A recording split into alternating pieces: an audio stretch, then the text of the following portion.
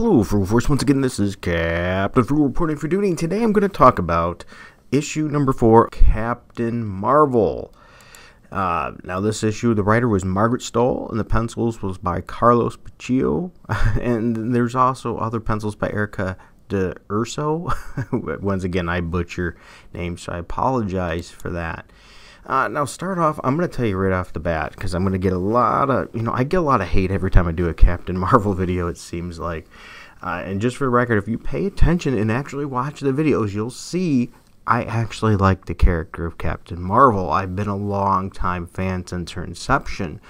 The thing I don't like is how she's been handled over the years. I get hit over all sexist comments and everything, and I've even said I like her new uniform. I think it matches the premise of the comic, though I love that cool black one. Of course, everybody did. But this one I think really fits as a throwback, a return to the character, to her roots. Or, well, yeah, I guess it still works to her roots, but still makes you scratch. Now, this issue, in my opinion, is a travesty. This issue is a kick to the balls of Captain Marvel fans, or the ovaries, or whatever you want to say.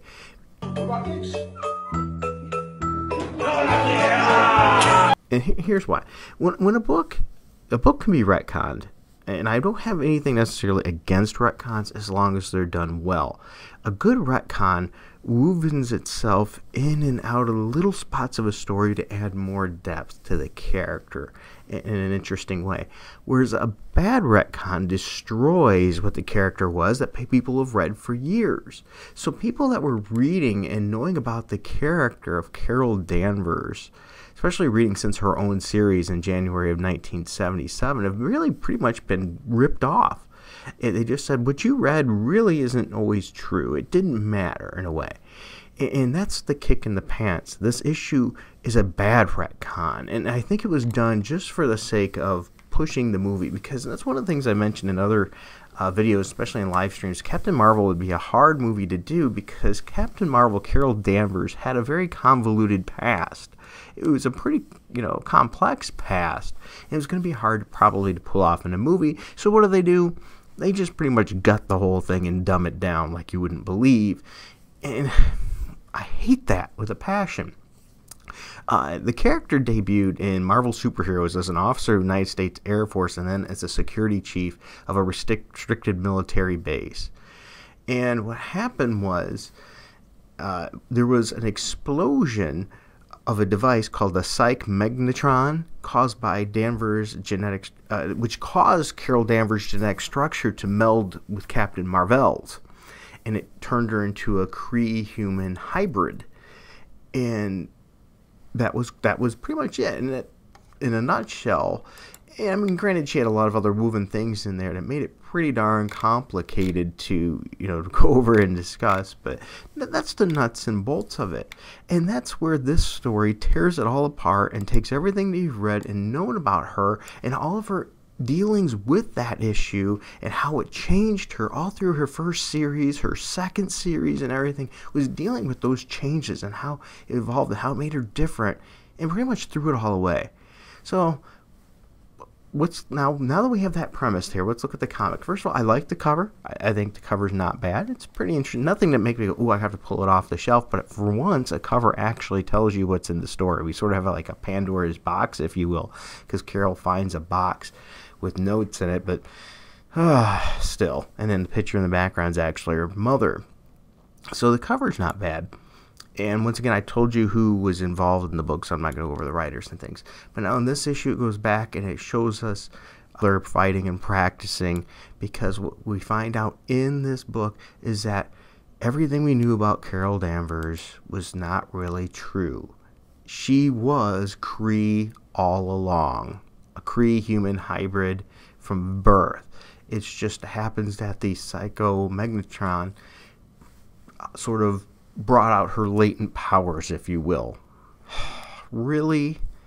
And so in this issue, we discover, we see more, because at the very end of the last issue, we really thought it was up, and then we know for sure now in this issue that her mother is actually Kree, and so she pretty much dropped out, went AWOL, if you will, and now the Kree after her for doing that because she didn't fulfill her obligations. And so we have this fight. It's an okay fight and everything. But there's my main kicker. The art in this book is okay. Nothing spectacular. It's okay. But we had an opportunity to really go into Carol's family history with us because, of course, they have to make all these complete tragedies. But ultimately that her mother was a Kree soldier, if you will. Oh, come on. Now, how does that make Carol anything special then? You know, once again, some weird event that changed her, that she had to deal with, and she overcame it, became everything she could be, and now it's just, oh, you're born this way. That is a kick in the pants. This issue, it really was, this was an aggravating one. I save the grades of an F for books that I find are offensive. And this one to me was offensive. It was offensive to the character to retcon her in this way and destroy so much of her past history, making it. Therefore, this book definitely deserves the shredder. Alright, this book was completely offensive. It was terrible. It completely ruins the character. It's time to say goodbye.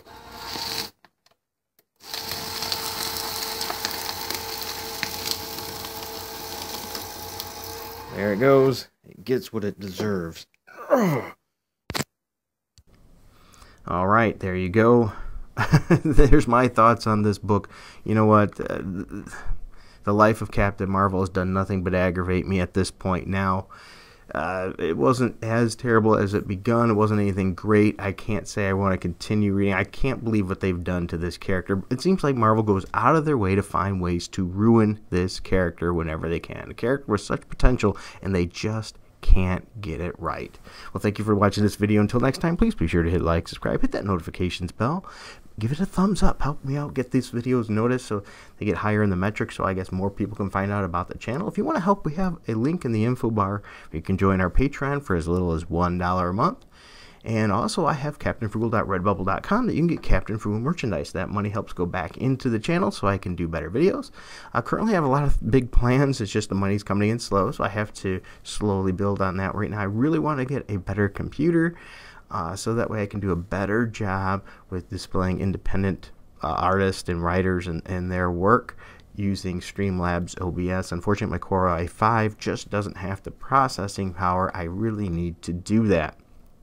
Alright, so that's my current thing right now. Once again, thank you to new subscribers because they've been popping in a lot, and thank you for the ones that have stuck with me. I greatly appreciate it. Until next time, keep it frugal.